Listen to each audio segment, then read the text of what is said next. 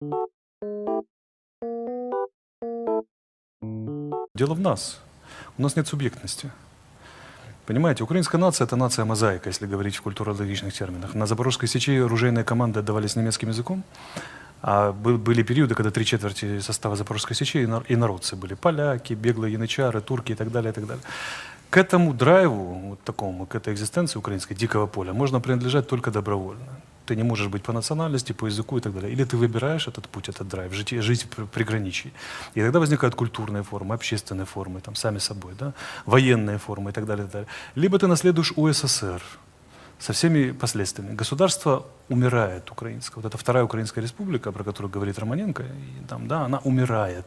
Она скончается в ближайшее время, как не справившийся с историческими задачами. А первой из этих задач является обретение собственной субъектности, которая появляется когда? Когда есть генеральный план развития страны, глобальный проект или региональный проект, к которому мы идем. Мы не имеем никакой внятной стратегии ни в отношении ничего. Хаотические дергания разных министерств и разных там приглашенных грузин, литовцев и так далее, которые пытаются выработать здесь некоторую политику. Да? И, понимаете, не будет Украина, в дань уважения гостю, континуум мы будем говорить, она не будет никогда Украина до тех пор, пока будет существовать такое заведение, как Министерство культуры Украины. Потому что это Советский Союз. В худших его проявлениях. Вот у Союза были хорошие проявления, но мы взяли худшие проявления. Да? И пока оно будет, вот для меня рубиконом, когда Украина начнет становиться самостоятельной страной, будет ликвидация Министерства культуры. Понимаете, да? Вот и все. Пока оно есть, не о чем говорить. Это совок, гниющий, убогий совок. Я могу представить, что у них в голове.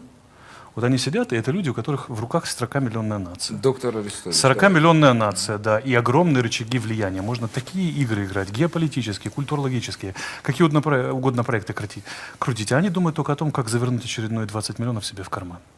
Вот это экзистенция этих людей. Она ничего общего с экзистенцией украинцев не имеет.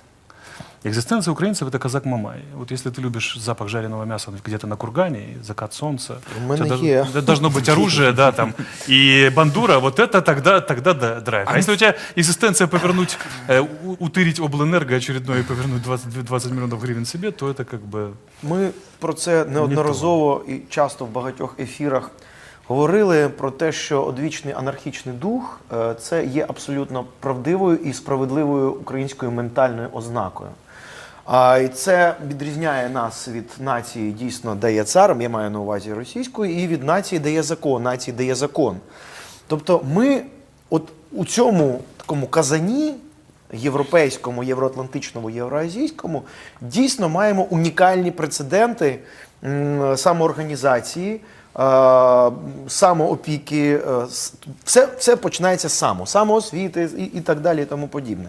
От, взяти хоча б республіку там, Нестора Івановича Махна, або провести там паралелі з Холодним Яром, або це були от такі найвищі злети українського, ну, таки та ж сама Запорізька Січ і так далі.